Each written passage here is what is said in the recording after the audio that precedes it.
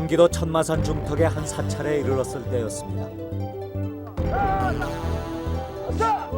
이곳에서 만난 사람들은 태권도와 합기도의 고단자들로 저마다 체력 단련에 여념이 없었습니다.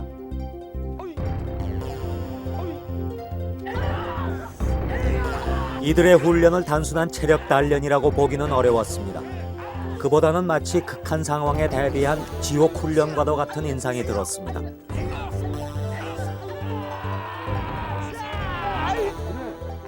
이들은 무엇을 위해 이런 훈련들을 하는 것일까요?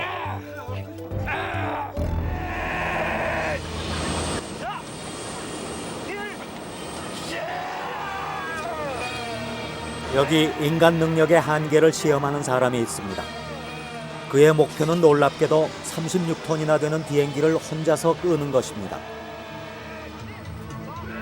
70kg 체중의 송 씨가 36톤짜리 비행기와 사투를 벌이고 있는 사이 꼼짝 않던 비행기 바퀴가 약간씩 흔들리는 것이 목격됐습니다.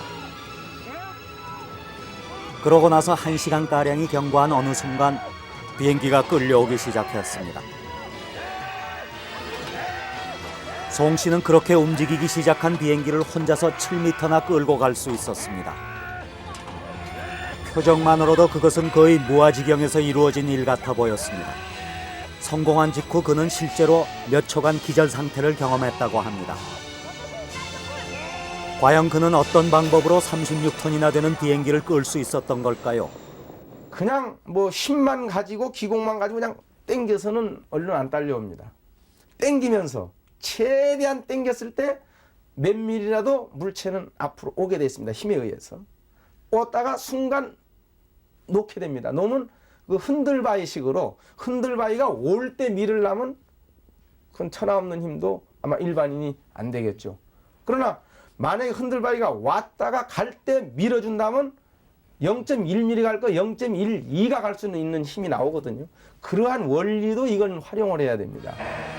물리학자의 조언을 받아 정리를 해보겠습니다. 송 씨는 우선 바퀴의 진동을 크게 하고 줄을 당겼다 놓았다 하면서 탄성 에너지를 축적시킨 끝에 그 조건들이 최대가 되었다고 느낀 그 순간 360kg이라는 커다란 힘을 터뜨려 비행기를 끌 수 있었던 것입니다. 시작을 할 때는 힘을 몇 번씩이나 써서 줄 속에 힘이 약간 되고 그것이 축적이 돼서 어느 순간에 으악 하게 되면 순발적으로 커다란 힘이 나오고 일단 움직이기 시작하게 되면 그 다음부터는 조금 적은 힘도 되는데 그때 이걸 순간 놓치면 안 돼요. 상식 같아서는 100명, 한 수백 명이 될 것 같은 것이 필요한 것이 몇 사람의 힘으로 된다는 것이 중요한 거죠.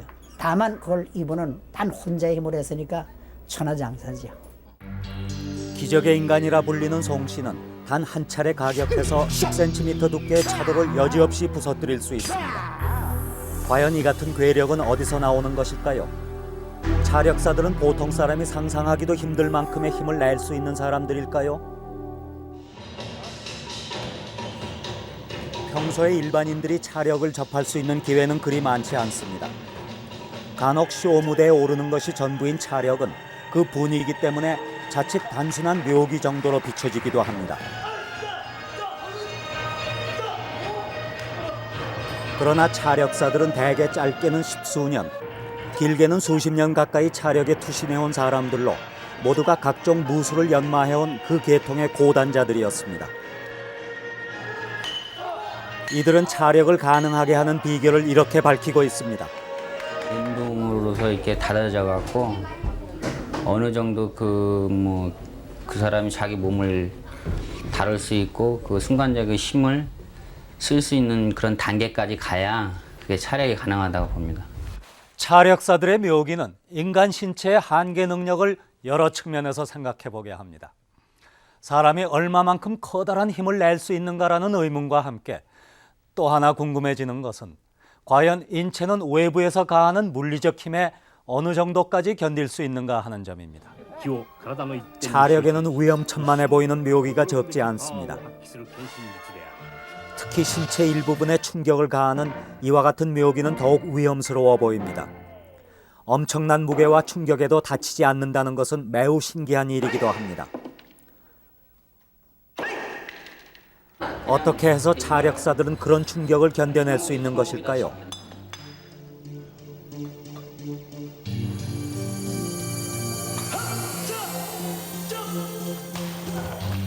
쇠망치로 힘껏 내려쳤지만 놀랍게도 손은 아무 탈이 없었습니다. 우리는 여기서 이런 의문을 하나 갖게 됐습니다.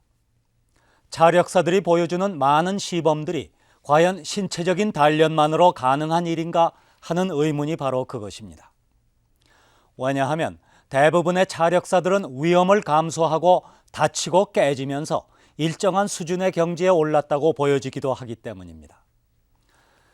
다시 말해 물체의 상대적인 원리를 이용해 일반인보다 좀 더 효과적으로 힘을 다루는 훈련이 된 사람들이지만 그렇다고 해서 차력을 순전히 그런 과학적인 물리 현상만으로 볼 수 있겠는가 하는 것이죠. 그런 의문을 갖게 하는 차력은 바로 이런 것입니다. 깨진 유리 조각 위를 걸어 다녀도 상처를 전혀 입지 않는 것과 같은 묘기입니다.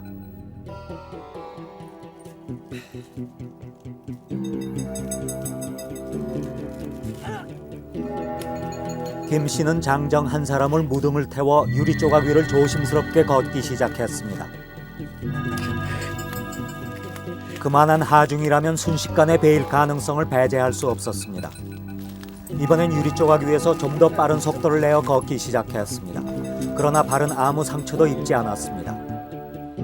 아무나 이렇게 한다고 다 안전한 건 절대 아니라고 생각해요. 그 날카로운 그런 물건한테는 아무 때나 외상을 받을 수 있는 게 정상적이고요.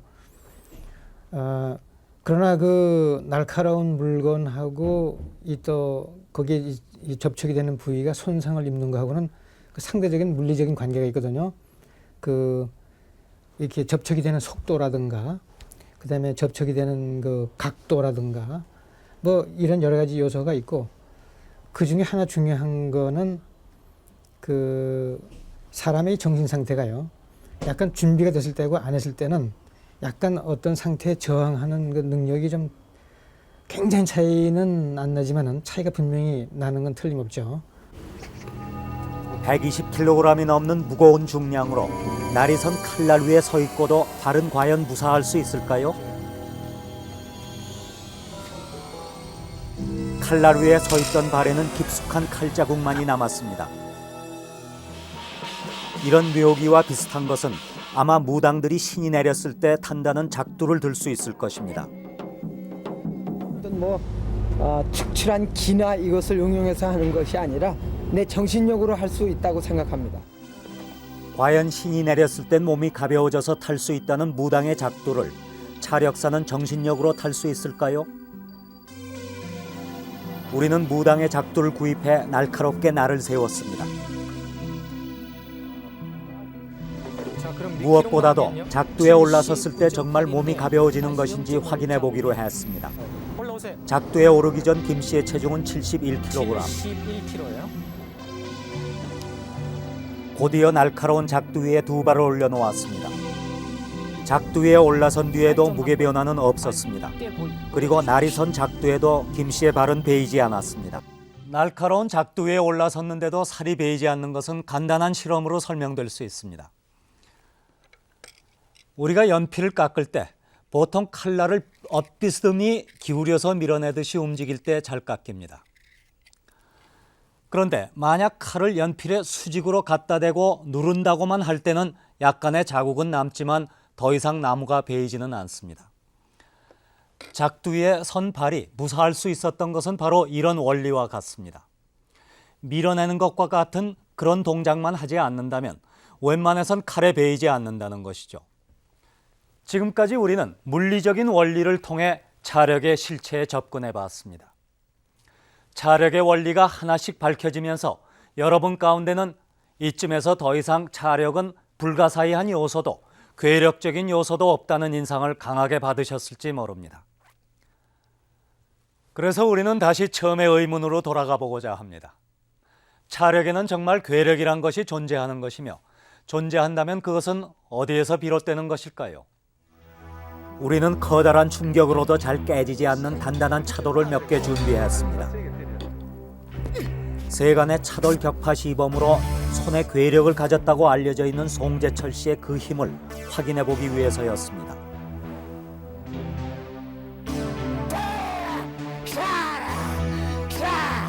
그는 소문대로 바로 눈앞에서 별다른 트릭 없이 한두 번의 수도 격파만으로 단단한 차돌을 깨뜨려 보였습니다.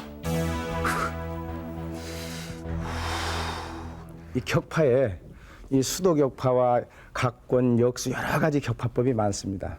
그래서 처음에는 이 수도로 격파를 해봤고 이 손을 보시다시피 연마 과정에는 많이 부러졌었습니다. 마디마디가. 그래서 일단은 한번 이렇게 격파를 하고 나면 지금 뭐 부러지지 않았습니다만 단련이 돼서 그러나 이 손으로 한다면 기공은 세고 파기력에 기는 들어가고 단련은 안 되기 때문에 이 손은 부러집니다. 두 손은 정말 두께면에서도 놀랄 만한 차이를 보이고 있었습니다. 그렇다면 과연 송 씨는 얼마만한 힘으로 어떻게 그렇게 단단한 차돌을 손으로 깰 수 있었을까요? 김형창 씨가 밝힌 비결은 이렇습니다. 돌과 강철판 사이에 공간을 약간 뜨게 해서 내려쳐야 한다는 것입니다. 다시 한번 잘 보시죠.